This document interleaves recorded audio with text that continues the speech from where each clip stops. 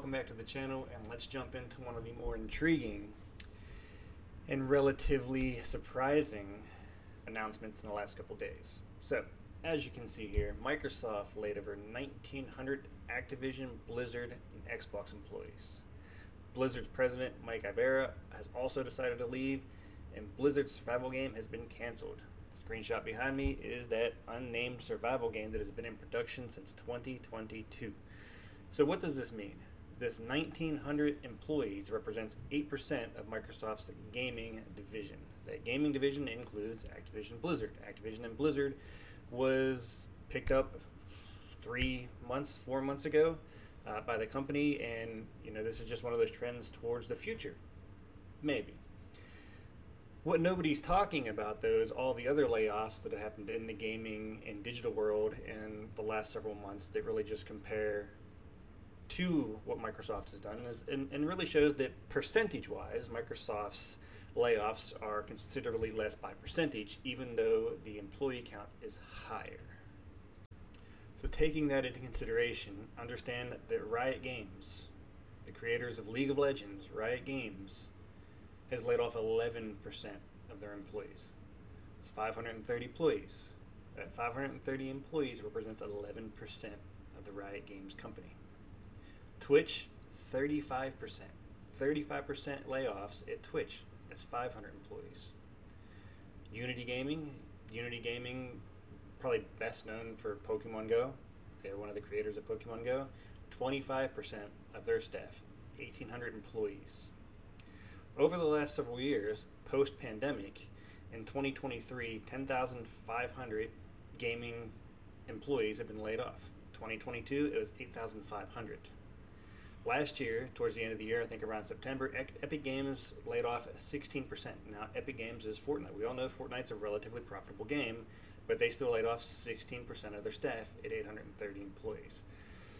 So even though this is a bit of a shocker that Microsoft is laying off employees from Activision, Blizzard, and Xbox, it's really just kind of where the times are right now. Post-pandemic, so during the pandemic, when everybody was stuck at home, all these companies that needed to pump out digital software, digital technology, anything digital for those of us that were stuck at home to occupy ourselves with, went out and hired on all these staffers that were office-based, needed to work from home, so they brought them into the fold to create these different companies and computer games and software and all this other techie stuff. And now that everybody's getting back to that normal day in, day out activity in life, these companies realize that they can start trimming some of the so-called fat. Now, it's never good to see a layoff. I don't want to see anybody get laid off. It's always, a shame to lose your job and have to go through that unemployment phase and everything along that lines. But every company goes through this year after year after year. Now, when this headline rolled out initially, it was Activision Blizzard. It didn't really tote that Microsoft owns Activision Blizzard. They're the parent company. So Microsoft made this decision.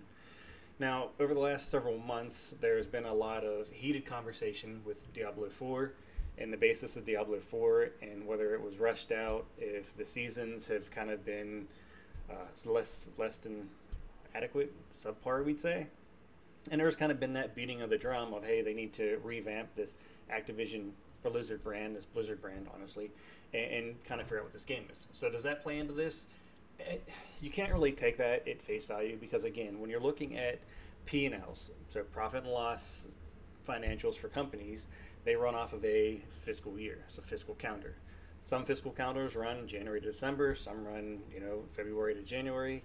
I would say by looking at these kind of decisions that all these companies have made, whether it be Unity, whether it be Riot Games, Twitch, or Microsoft, it's based on their financial statements, their financial counters, and what they're going to do for the next financial year. Now, Microsoft should be announcing their profit loss statements here in a couple weeks to gear up for 2024, which tells me that they're just now ending their 2023 fiscal year. So that's what kind of brings these decisions about. We'll see what happens over the next couple weeks. I would assume that Microsoft will not be the last company to announce layoffs in this kind of field in the coming weeks. We're probably going to see a couple other companies as well lay off similar percentages. It's hard to say. I don't know what their staffing models are in some of these companies, but when you look at those percentages, again, Microsoft is at 8%, Riot Games at 11%, Twitch 35%, Unity 25%, and Epic Games last year was 16%. So of the percentage-based layoffs, Microsoft has laid off the least percentage of their staffing. that should be a telling sign for anybody that's like beating the drum saying, "Oh man, this is concerning." It's the least amount of layoffs so far announced in the digital gaming space that's out there. So, again, take that for face value. Let's see what comes of it. By making the decision to go ahead and axe this unnamed survival game that they was creating, and saying that they are going to reallocate these resources to games better suited to their brand, that have a better future, that have more growth. It'll be kind of surprising to see what it is. I'm assuming that this unannounced survival game was going to be competitive with a couple of the ones that are currently in rotation, but as you can see when you're looking at Diablo and some of the other survival games, they just don't pick up the fan base that your Call of Duties and whatnot do. Even at that, Call of Duty is having its own issues right now with Modern Warfare 3. You've seen a tremendous amount of players from MW3 transition back to MW2 just because it's more of a crisper game. Now, in my opinion, get rid of the Diablo shotgun and the Diablo chainsaw and have a little, less concern about that game. But even at that, it's in the game. Sucks to get killed by it.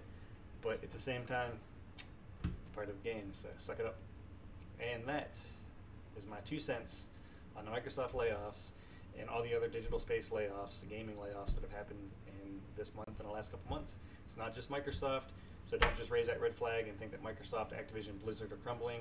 It's the business world. It's what's going to carry these companies into the future and hopefully continue to produce adequate and above adequate games for us as we continue to play games. So, have a good day.